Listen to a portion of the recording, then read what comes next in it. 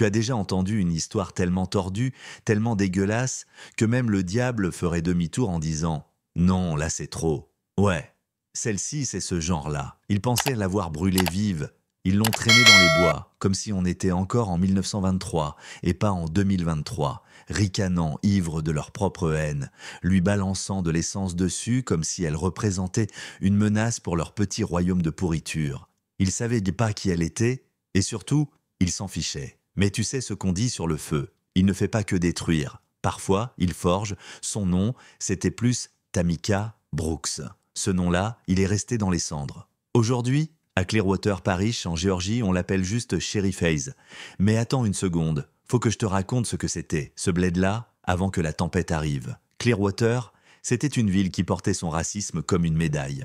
Des drapeaux confédérés sur les porches, des autocollants Héritage Not Hate qui s'effritaient sur les pare-chocs, et des tasses à café au palais de justice avec des slogans qui te glacent le sang. Les vieux appelaient encore ça le pays de Dieu, où les filles s'avèrent se tenir, et les garçons tuaient des cerfs avant le petit-déj.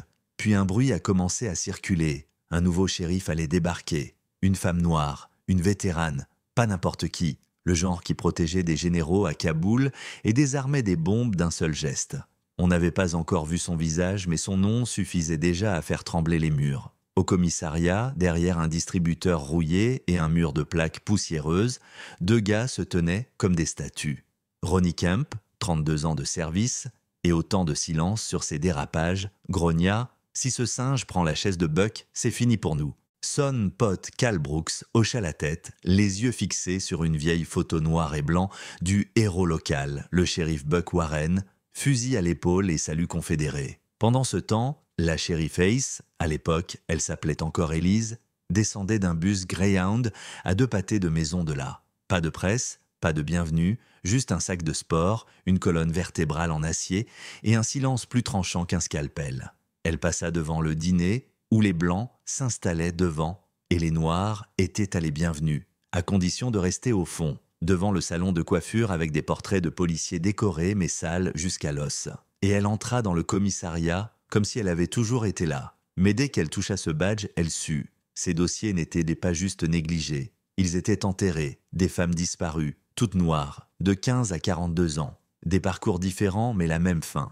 Tamponnés, classés sans suite, plus vite que tu peux dire circuler, et là, elle a rencontré Loretta, une secrétaire discrète, la soixantaine, qui marchait avec des chaussures orthopédiques et qu'on regardait à peine. Mais cette femme, elle archivait l'injustice dans l'ombre depuis 20 foutues années. « J'étais pas censée garder ça », murmura-t-elle, tendant une clé USB, « mais j'ai pas pu les effacer, je pouvais pas. » À l'intérieur, des vidéos de surveillance, des mémos internes, des rapports effacés des serveurs officiels. Pas juste des preuves, des cris, puis tout s'est accéléré.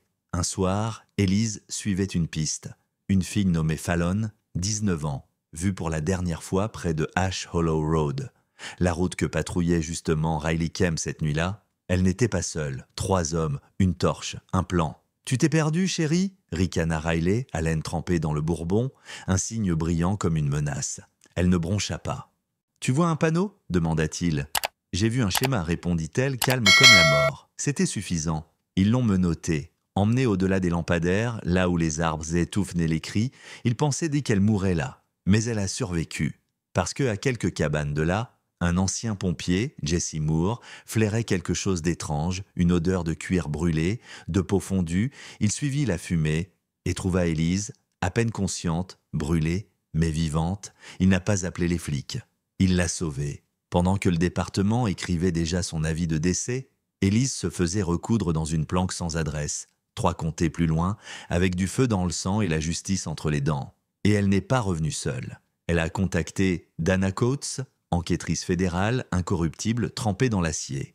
Ensemble, elles ont ouvert le serveur que personne ne voulait toucher. Une tombe numérique, dossier classé, témoignages oubliés. Même un mémo signé du maire autorisant des méthodes dissuasives, soi-disant traditionnelles. Et là, deuxième twist, Loretta, la secrétaire invisible, son neveu est un crack en informatique. Il avait installé une caméra dans les archives, cachée dans un détecteur de fumée. La nuit où Riley et Cal ont essayé d'effacer les preuves, chaque seconde a été filmée. Elise ne s'est pas contentée de survivre. Elle a tout prévu. le soir du festival fondateur, bannière, fanfare et beignets. Élise est remontée sur le podium, cheveux courts, cicatrice sur la joue, badge noirci, mais visible. Elle déclara « Je m'appelle Élise Hayes et je suis la shérif légalement nommée du comté de Clearwater ». Silence. Puis l'écran s'alluma derrière elle. D'abord, des images tremblantes, des lampes torches, des arbres, la voix d'Élise, le sourire de Riley. Puis, l'essence, l'allumette, le public haleta. Certains crièrent, d'autres restèrent figés. Le défilé s'est terminé en arrestation. 3 officiers menottés par le FBI. Le juge Monroe suspendu dans l'heure, le maire Dawes, cramponné à une valise pleine de portables jetables, pris en tentant de fuir. « Tu crois que c'est fini là ?»« Pas du tout, parce qu'Élise, elle était juste à l'échauffement. Elle a repris le commissariat, arraché la pourriture, repeint les murs, rembauché uniquement ceux qui avaient passé une enquête complète, nommé Loretta responsable des audits internes, et rouvert chaque affaire étouffée. 2 semaines plus tard, lors d'une audience diffusée à l'échelle nationale, elle fixa droit dans les yeux la commission sénatoriale et déclara « La justice n'est pas un insigne. C'est ce que tu fais quand l'insigne a fondu. » Aujourd'hui, certains à Clearwater chuchotent encore. Manipulation des médias, montage vidéo, mais ces voix-là sont plus basses. Et Élise, elle est toujours là, chaque jour, pas pour pardonner, mais pour qu'on n'oublie jamais.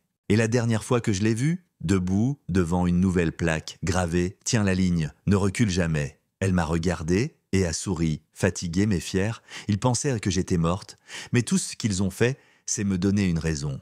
Alors maintenant, je te demande, à quoi ressemblerait la justice chez toi si quelqu'un comme Élise portait l'insigne? Laisse ton avis dans les commentaires, parce que le silence, lui, protège les monstres. Et n'oublie pas d'aimer, de partager et de t'abonner pour plus d'histoires vraies, là où le silence a longtemps régné.